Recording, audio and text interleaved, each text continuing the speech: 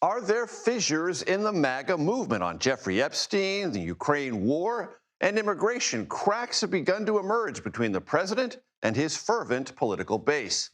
What's better than one senator? How about two? Vermont Democrat Peter Welch and Kansas Republican Roger Marshall join me tonight.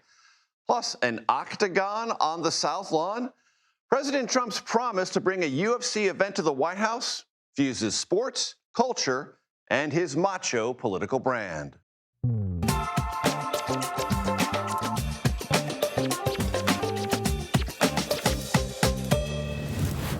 Hello, everyone. I'm Major Garrett in Washington. Welcome to the Takeout. This is a conflicted time politically for the Trump White House. Criticism from the MAGA movement is growing louder about the president's willingness to send more weapons to Ukraine, carve out deportation exemptions for farm and hospitality workers, and stunning new silence about Jeffrey Epstein's suicide and suddenly non-existent client list. On that last matter, Epstein, that has led to calls from MAGA world for resignations at the highest levels of the Justice Department. All Trump seems to want to do on Epstein is silence questions. Even so, top MAGA voices say they want answers and say they smell something rank. On Ukraine, the president's intentions are not clear, but they are decidedly more sympathetic to the government in Kyiv than they were during the campaign. The president saying, as he did yesterday, Russian leader Vladimir Putin keeps dishing him lots of BS underscores that point. Trump can't even say, or won't say, who ordered a pause on weapons shipments to Ukraine that he's now clearly reversing. On immigration, some MAGA critics have accused the White House of toying with amnesty when it comes to scaling back enforcement, something the White House vehemently denies. But it is clear some change is coming. Where and how? Not so clear. To help us make sense of all that, we turn to Weijia Jiang at the White House. And Weij, I'm so glad you're with us. I want to play for you some sound from yesterday and today and for my audience on this question of Ukraine weapons shipments, pause, not pause, who ordered what and when. Let's hear yesterday's soundbite first. So we're sending some defensive weapons to Ukraine, and I've approved that. So who ordered the pause last week? I don't know. Why don't you tell me? Okay. That topic came up again at the White House, and the president said this. What does it say that such a big decision could be made inside your government without you knowing? I would know. If a decision was made, I will know. I'll be the first to know. In fact, most likely I'd give the order, but I haven't done that yet. Weijia, your head is probably a little scratched. I'm scratching my head. I'm trying to make sense of this. Is it possible to get some clarity about either what's going to happen or who decided? Major, when you preface this entire conversation with, we're going to get some clarity, I was thinking to myself, well, we're not going to get that from Over-promising again. Sorry about that, Major. I wish I had more. I've been trying to get some explanation for what we heard yesterday and today from the White House, but so far nothing from his aides. But what's clear is that the president claims he doesn't know who ordered that halt of shipments last week. In fact, a reporter followed up explicitly today and said, hey, yesterday you said you didn't know who ordered that pause, which, by the way, would be an incredible shift in U.S. policy to pause that shipment. What about now? And he said, no, I haven't really thought about it. I haven't gotten to the bottom of that. And that's when the reporter followed up with, well, how could that be? How could such a big decision be made inside your government without your knowledge of it? And so when the president answered, it almost made it sound like it didn't happen, that there was not a halt of this military support for Ukraine, which we know there was, Major. And so all that to say it's unclear, even though the president has pledged at this point to send more military support to Ukraine. So the pause has resumed. As for how it unraveled in the first place, we'll continue to press the White House about clarification. And the president has been pretty clear on this one topic, frustration with Russian leader Vladimir Putin. And there was a drone strike in Ukraine, massive, the largest of this war. And the president, though, hasn't done anything, but he keeps saying things that exhibit, to most people's interpretation, mounting frustration. Right, Major. And the timeline here really matters because yesterday, it was just after noon here at the White House when President Trump was very clear in his frustration with Vladimir Putin for stalled peace talks. As we know, the president is trying to broker a deal to end that conflict between Russia and Ukraine. And he said that Putin is very nice, but it is meaningless. He also said that he is, full of BS when it comes to actually doing something substantive to try to end the violence. And then just hours after that, about 7 hours actually, Russia launched its largest drone attack on Ukraine since the beginning of this war, which was 3 years ago. Now, whether that was a direct response to what Trump said and whether Putin was trying to send a message is unclear, but certainly actions speak louder than words. And the president continues, Major, to say, look, if I were president, this war never would have started. And he's never publicly explained why he is so confident about that. But we now know, we heard an audio recording from 3 journalists who published a book about the 2024 election. In this audio that is new to CBS, we just obtained it today, Trump claims that he issued a warning to Putin and said, if you go after Ukraine, I am going to bomb the S out of Moscow. And he says that's why this war never would have happened had he been president. Control Room, I might be taking you by surprise. If I am, I'll get a letter in my file. But if we have that sound that we just talked about, please roll it. Putin, I said, if you go in to Ukraine, we're going to bomb the Moscow. I'm telling you, I have no choice. The public wants it. The public. So he goes like, I don't believe you. He said, no way. And I said, way. That's the sound. There'll be no letter in my file. The Control Room, thank you for that. Ouija, thank you for teeing that up. Thank you for allowing us to do that. I appreciate it, as always, from the North Lawn. Eleanor Watson joins me now from the Pentagon. Ellie, great to see you. How has the reporting today, your reporting and others here at CBS News, clarified this pause in Ukraine weapon systems shipments, what the weapons are, and what the status of that pause is or isn't?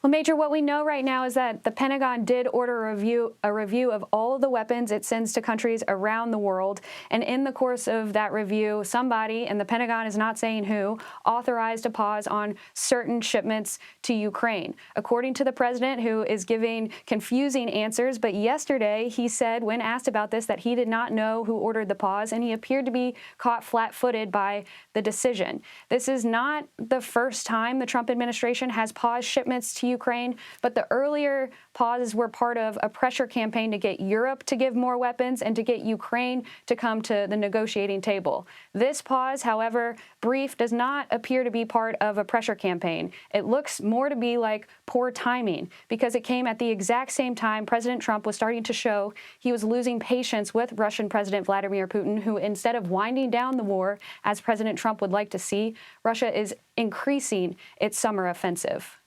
Eleanor Watson at the Pentagon, thank you very, very much.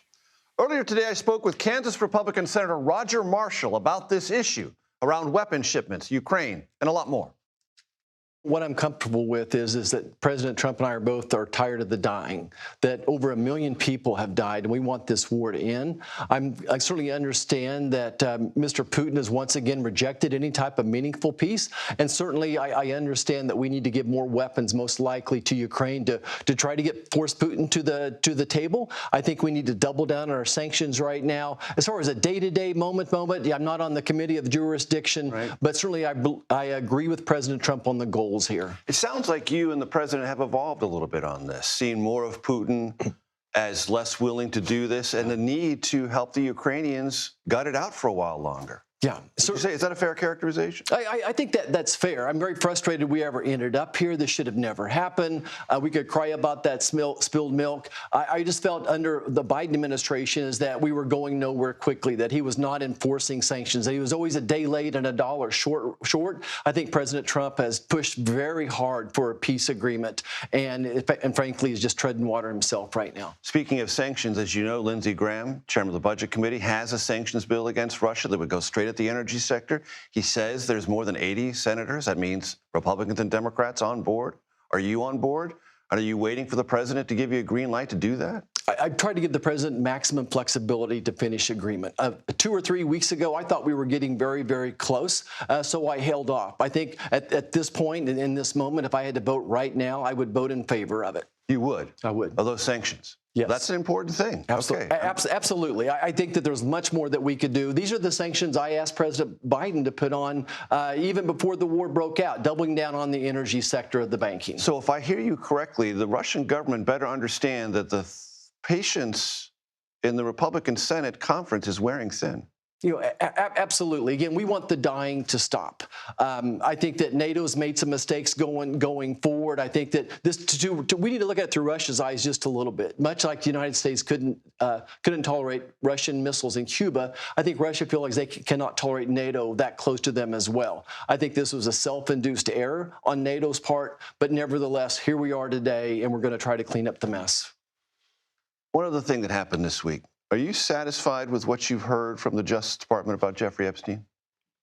You know, certainly, again, it's not something at the top of my list. You know, the folks back home are much more interested in this one big, beautiful bill. I think that they're interested in seeing the largest tax cut in history, that we've fixed crop insurance, that we're going to have the largest cut in spending by the federal government, that we're securing the border. That's what folks back home are concerned about. No one's asked me about Jeffrey Epstein in months. Interesting. Others on the social media sphere have been talking about it quite a bit this week. Back to the big, beautiful bill, as it is legislatively known. There's a conversation, you heard it on the Senate floor. Plenty of Democrats have said, and they keep backing up, saying this is going to happen. Rural hospitals are going to be closed. People are going to be knocked off care. People are going to, because they're knocked off care, require emergency care, which is going to filter through the entire system, raising premiums for people who are not even on Medicare or Medicaid. You don't think any of that's going to happen, do you? So, Major, I think we just see the world a lot differently. Look, I'm the only member of Congress that's actually ran a rural hospital. Right. For 25 years, I delivered a baby most every day of my life. More than 5,000, I remember. More than 5,000, and half of those were on Medicaid. 20% didn't have a nickel to their name, but we took care of everybody. So I ran the hospital, oversaw 3 health departments. I've seen rural hospitals from all the directions. I think we have to agree right now that the status quo is not working, that Medicaid is not solving this problem.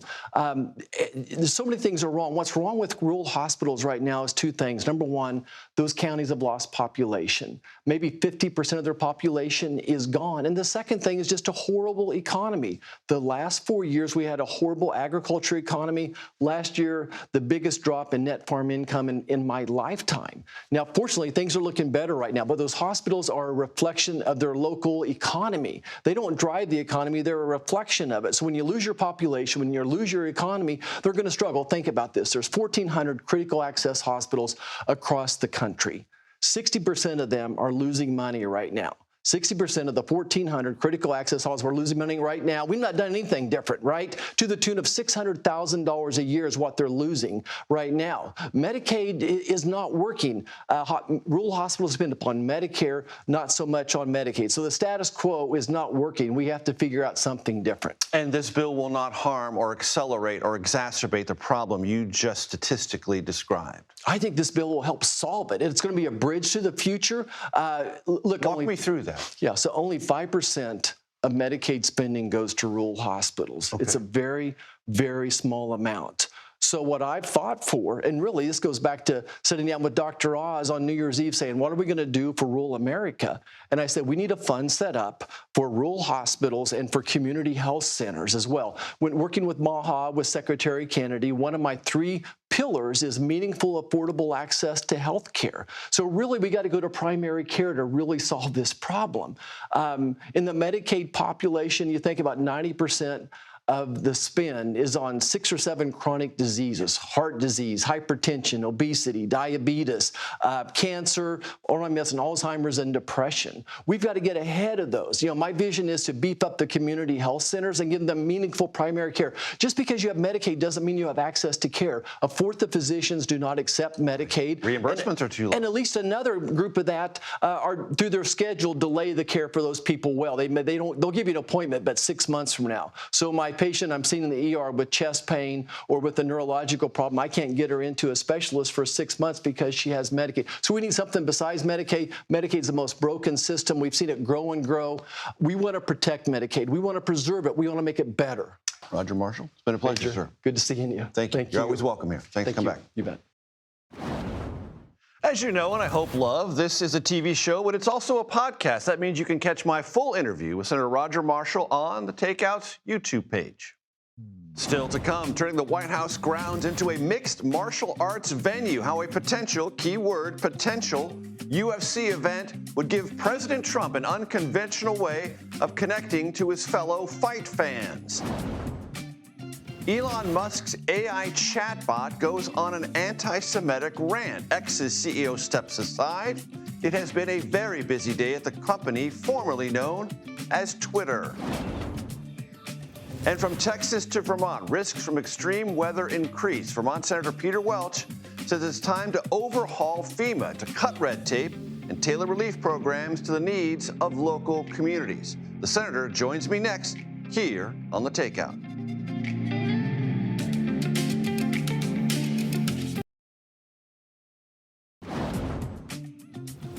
Welcome back to The Takeout. As states, including Texas and New Mexico, reel from flash flooding, Vermont Senator Peter Welch is proposing changes to the federal government agency responsible for coordinating disaster response and recovery efforts. The Democratic lawmaker toured communities impacted by flooding in 2023 and 2024. I spoke with Senator Welch a short time ago. I want to start our conversation, Senator, with what's going on in Texas. Vermont is no stranger to recent natural disasters, massive flooding.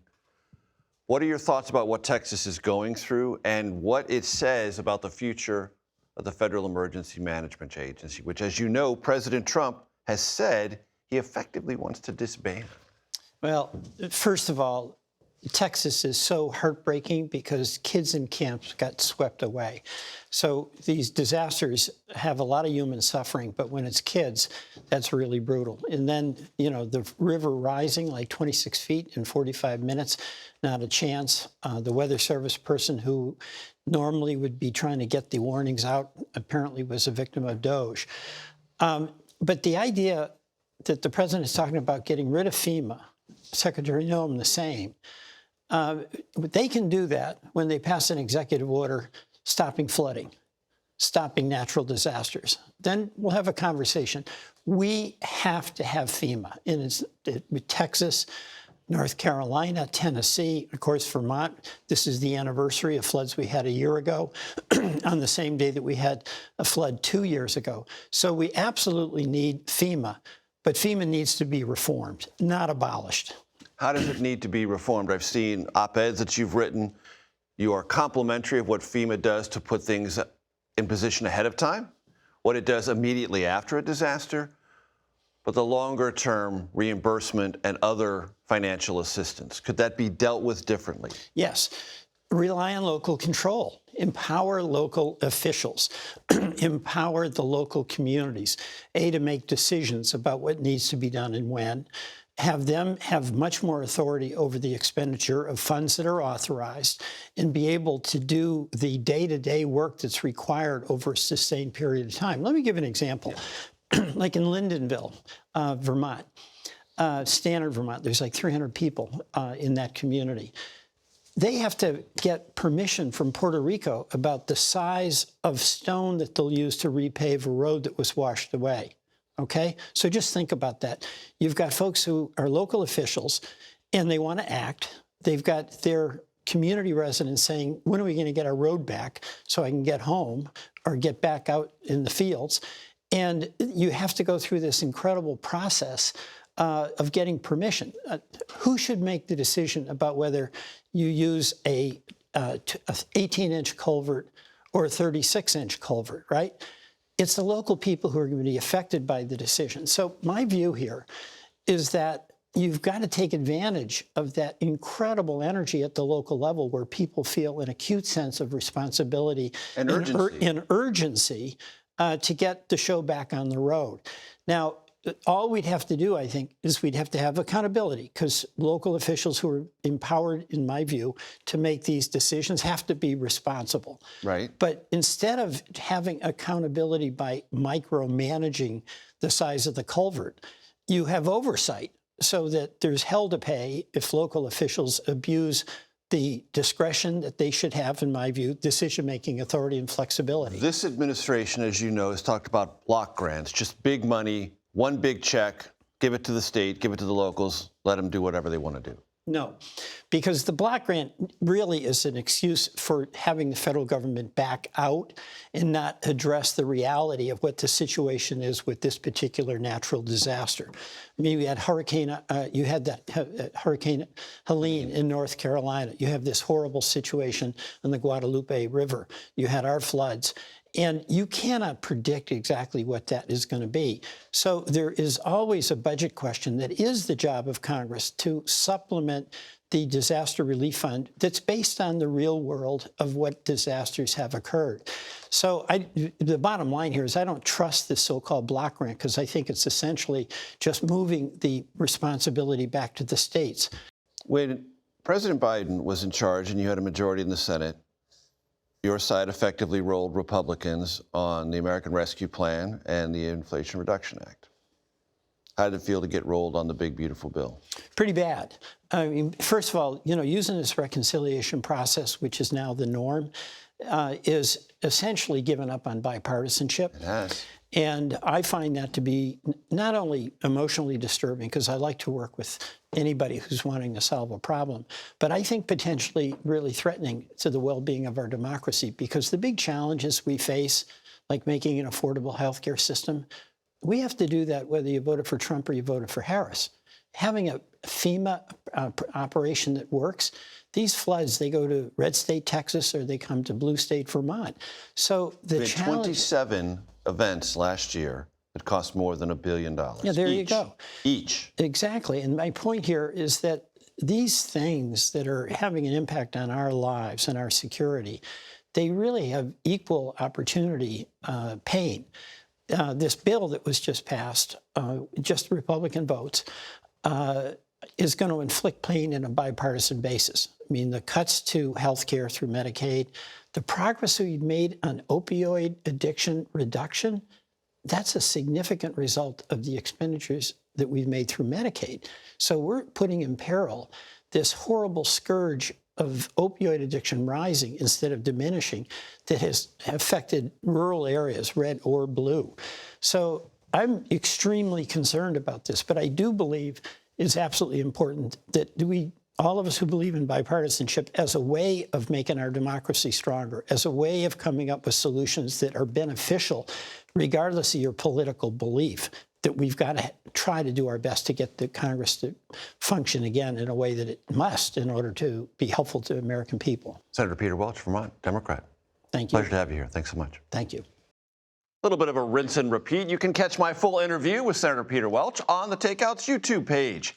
Elon Musk's AI called Grok praises Adolf Hitler on social media, the anti-Semitic posts, and it's not the first time the chatbot issued shocking statements. We'll have a lot on that next here on the Takeout.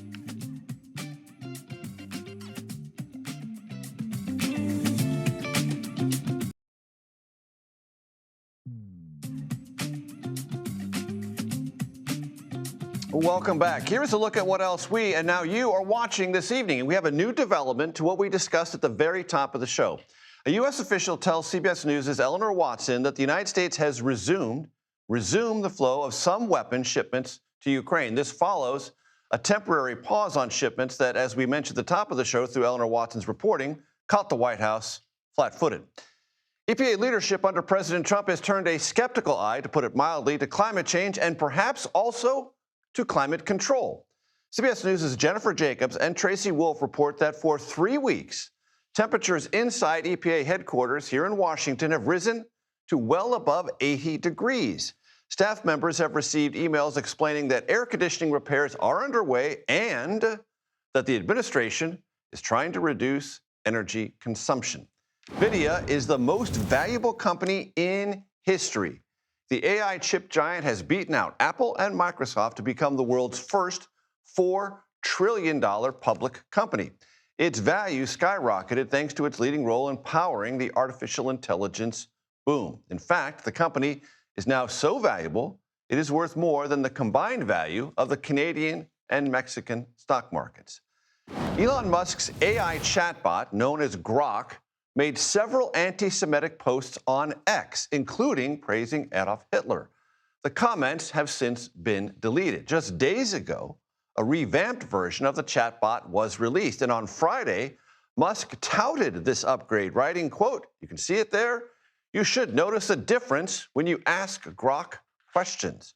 Also today, and this is really important, the CEO of X announced she is stepping down. Linda Yaccarino joined the company in June 2023, shortly after Musk bought the site for $44 billion. In a farewell post, Yaccarino nodded to the platform's future collaboration with artificial intelligence. Senior writer at Wired, McKenna Kelly, who has extensively covered Elon Musk and attended issues, joins me now. McKenna, I'm always grateful to talk to you about this space.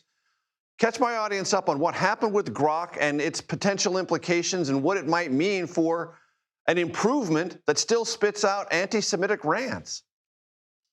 Yeah, it has been quite the week for X.com. Like you mentioned yesterday, Grok, the AI chatbot that Elon Musk owns and operates on the X.com platform, just was caught spewing tremendously anti-Semitic comments, things that I don't even know if I feel comfortable saying myself. Like you mentioned, these posts were later removed. And then today, of course, Linda Yaccarino stepped down after a little less than 2 years at the company, I believe. So explain to the audience, who's probably like me, still getting used to the idea of a chatbot talking back to us. It has to find some basis for these answers. It has to be somewhere within the computerized innards of the chatbot. And Musk, as we mentioned, said last week there have been upgrades which I believe were at least partially devoted to making sure this thing didn't happen again because anti-Semitic comments had showed up before. Yeah, a lot of what Grok is built off of is something that we can actually see online. They actually open up the insides of it a little bit. And over the last couple of days, there's been a change where Grok's creators are prompting it to act more politically incorrect. And as soon as that update goes through, this is when we see these anti-Semitic comments come out. And like you mentioned, these models are trained on a variety of different materials across the internet, but they also operate on instructions given by their creators. And so this is how we've seen Grok make, different assumptions on answers that it's asked. It's, become a little bit too politically incorrect. There's been times where Musk hasn't agreed with anything that Grok has said, and so although the training material exists, right, it's able to take direction from the people who build and maintain the LLM in order to change the way that it behaves.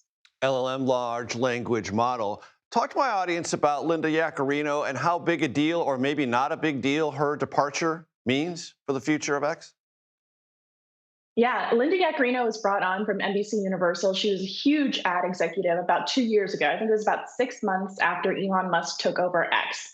Yaccarino was appointed as CEO after Elon authored a Twitter poll where he asked his users if he should step down as CEO. And then a couple days later, she was brought on.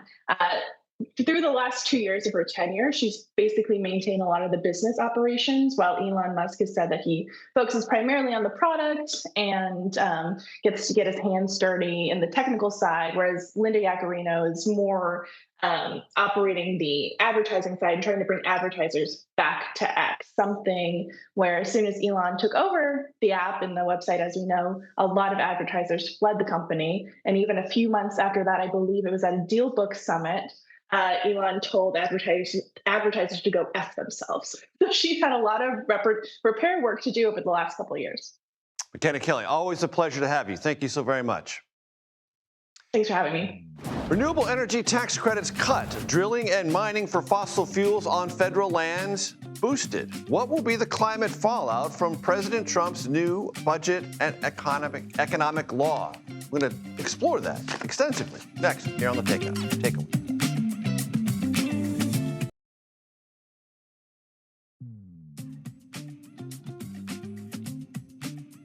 Welcome back to the Takeout. Thanks for hanging out with us. Each day this week, and I'm kind of proud of this, we are analyzing the impact of President Trump's new domestic policy law as part of what we call our Takeout Takeaway series. So far, we've covered what the measure means for taxes and health. Today, we turn to the environment.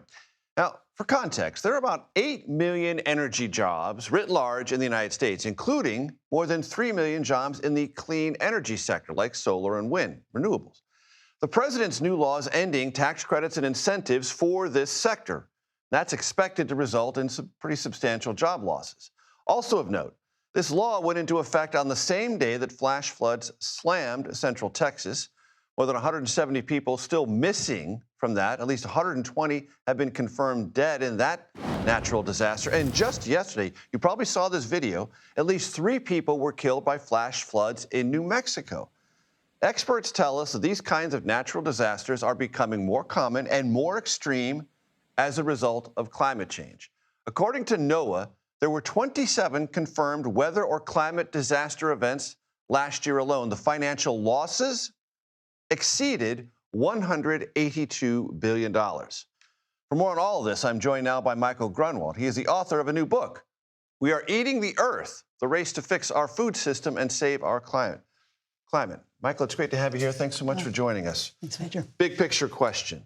This law takes away some of the things put forward in the Inflation Reduction Act, which the Biden administration said over and over was the largest single investment in renewables and green energy in this country. What's the big picture effect of that? Well, look, we are in the middle of a clean energy revolution in this country. More than 90% of the new power plants that are coming online are wind and solar. You have a huge battery revolution with these big, these big factories being built in places like Georgia, a bunch of red states. And this is obviously going to really reduce that. It's going to mean less energy at a time when AI wants more energy, and it's going to increase energy prices too. And Republicans say frequently, Michael, well, look, if this is a green energy revolution, it can sustain itself through market forces. It doesn't need handouts from the federal government. Evaluate that. Well, sure. I mean, there have been a lot of handouts for all kinds of energy. A lot of fossil fuel handouts. Clean as well. Hand over fist for many decades. Yeah, the dirty stuff seems to get stuff too. And of course, the idea of dirty energy is that they're supposed to be, they're supposed to pay a price for the pollution that they're creating. And especially under President Trump, that kind of enforcement is being rolled back. And there's really been a kind of promotion of actually dirty energy as if the dirtiness was a good thing. It's become kind of more a culture war fight than an actual policy fight, where sort of wind and solar is seen as kind of woke energy. Understood. For the benefit of our audience, I'm going to show some graphics we put together. So in 2023, 149,000 green energy jobs were added. That was 3 times faster than the overall growth of employment across our country. And 58% of all new energy jobs created in 2023 were in this green energy sector. Here are the 4 states where that green energy job footprint is largest. California, number 1. Texas, number 2. Florida, number 3. Then followed by New York. So this is all over the country. And as you mentioned, red states benefit from this. Oh, I mean, Texas has been extraordinary with the amount of wind and solar that they've built. But I think, again, it's sort of, it's less where this stuff is going than who it's going to. And so you see he's cutting hundreds of billions of dollars for these, these industries that he doesn't like that are actually doing clean energy. It's interesting. There are tens of billions of dollars in new subsidies for biofuels that are not really clean at all. They actually induce a lot of deforestation around the world. They're bad for the climate. But, their farmers love them, and farmers love Trump. They love Republicans. So you can see that there's a lot of politics going on here. And with the elimination of the subsidies and tax credits, is it certain that people are going to lose jobs that they would otherwise keep? Well, again, it sort of depends, if this stuff gets repealed, then who knows? It's certainly, you can tell that a lot of the jobs that are planned, you're already seeing factories that are being canceled, projects, offshore wind projects. Trump really hates offshore wind. He keeps saying it's ugly, it kills birds. But some of those projects are absolutely being canceled. And yeah, so those are construction jobs. Those are maintenance jobs. They're green jobs. You mentioned this before, but I want to give you some runway on this. Perhaps the executive orders and the regulatory actions might be as important, if not more important, than the law he just signed and the elimination of these subsidies and credits? Sure. Well, I mean, again, the president has been pretty outspoken that he thinks that climate change is a hoax, that he wants kind of like firm, sort of real clean coal, he calls it, which, I mean, obviously it's not really clean. And so, kind of a misnomer, yeah. Yeah. So, I think this is as I said, it's a political effort that's going on, but it's going to have real policy consequences for the environment. And how does this touch or not touch on the book? Well, it's funny. I mean, I mentioned biofuels, and there is, President Biden did try to put a lot of money into climate-smart agriculture, which is something that he cared about a lot, and that money has mostly been repealed. My book is about how agriculture, which is, food and agriculture is about 1/3 of the climate problem, but it gets almost none of the climate conversation. We mostly talk about energy, but agriculture is what's eating the earth, right? 2 of every 5 acres on this planet are now, they're basically crops are grazed. And so, that's really not sustainable. We're losing a soccer field worth of tropical forest every 6 seconds. So you do have things like biofuels, which globally are eating about a Texas worth of the earth. And, President Trump in this bill is pushing that. But agriculture is eating 75 Texases worth of the earth. So it's a much bigger problem that we really have to start dealing with. Hence the title. There you go. Eating the Earth. Michael Grunwald, it's been a pleasure, sir. Thanks you so much. Major. Attending UFC fights is one way President Trump connects to his political base and vice versa. Now he's hoping to take the fight and its fans to the White House. More on that next here on The Takeout.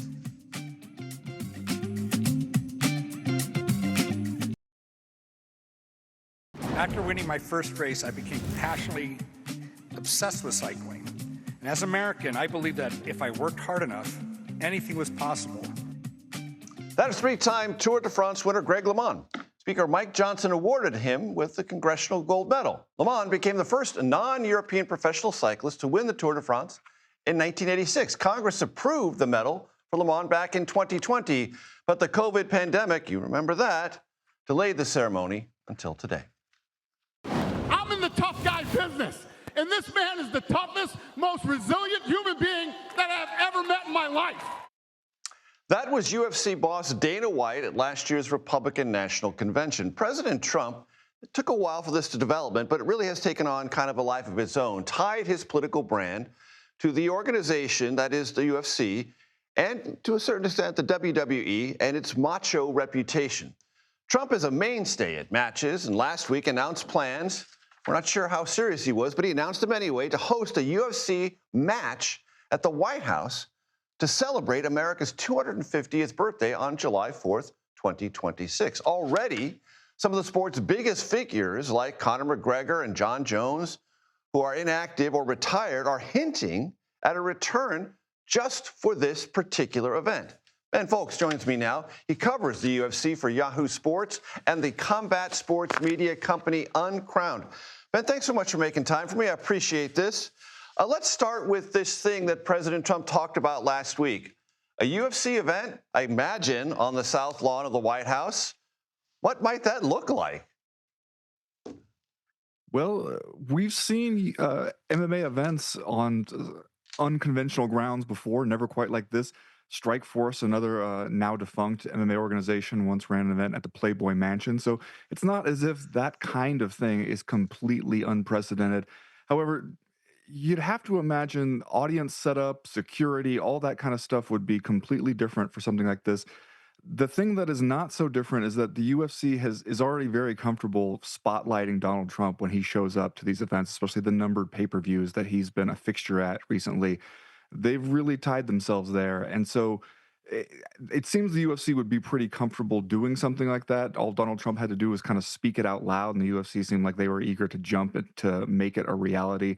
It's just exactly what it would look like is a big question mark at this point. And Ben, this is, to put it mildly, not exactly my world, but I've been told by people whose world it is that since the president talked about this in Des Moines, it has sort of taken on an extra layer of momentum. People are getting kind of jacked up about this, even though it's a year out. Well, I think that the fight crowd loves novelty. It loves anything that feels like we're doing something new and different and exciting. And you also have to realize that among pro sports brands, the UFC, its audience, its fighters are a lot more pro-Trump than you see in a lot of other pro sports. I mean, Donald Trump, if he goes right now to, even in his hometown, New York City, if he goes to a Yankees game, if he goes to a Knicks game, he's going to hear some boos if they show him up on the screen. And that's not at all the case at the UFC. It's one of the reasons he seems to really like the UFC and going and appearing at those events is because the crowd there is very excited to see him. The fighters are almost unanimously really happy to see him. He gets to kind of have a love fest sort of environment when he goes to the UFC that doesn't get a lot of other places. And the UFC has really gone all in on that. Like during those events, when he's sitting there, there is a dedicated Trump cam. Somebody will knock somebody else out. And instead of cutting, to that fighter's corner celebrating or following that fighter around the cage as he's celebrating, they'll cut to Donald Trump just to show his reaction to a knockout. So the UFC is really, really spotlighting him there, and he seems to have found like a comfortable home there. And Ben, for my audience who, like me, this is not our world, talk to us about the UFC scope, the money, the ratings, the global imprint. The global imprint actually is very interesting, especially as it relates to how firmly the UFC has attached itself to Trump. Because the UFC draws fighters and viewers from all over the globe, a lot more than most other major sports in America. You look at the NFL, and it's almost entirely Americans. You look at Major League Baseball, it's from a relatively small selection of countries. The UFC has fighters from almost everywhere. And right now, in fact, you look at the list of UFC male champions, they don't have a single American on there. It's all fighters from other places. And so that is an interesting aspect as far as how it plays with Trump, who is not quite so popular in a lot of other places in the world. But the UFC, it has kind of a niche audience, but a very dedicated audience. It's known for an audience that will follow it almost anywhere. But also, it's still not on a level of viewership with something like the NFL, Major League Baseball, the NBA. It does have just a hardcore, very dedicated fan base. But the extent to which the UFC has made Trump such a focal point at these events, it has alienated portions of the audience. I hear it all the time from listeners to my podcast, from readers of mine who write in and say, I just can't take the extent to which they're shoving, the MAGA movement down our throats every time when I'm just trying to watch some fights. I think the UFC has done the math on it and decided, what we get in terms of viewers who do like it and in terms of the various ways we're able to translate being a pro-MAGA brand into money from sponsors, that's worth losing some viewers who don't like it. Ben Fowlkes, thanks for walking me through all this. Not my world, but it's definitely yours, and you were a great person to have on the program to help us understand it better. Thanks so much. I appreciate it. My pleasure. Thanks for having me. That's it from the Takeout Sports Desk. Just kidding. Seriously, please tune in tomorrow for my conversation with President Trump's border czar, Tom Homan. Please stick around. The Daily Report coming up next, right here on CBS News 24/7.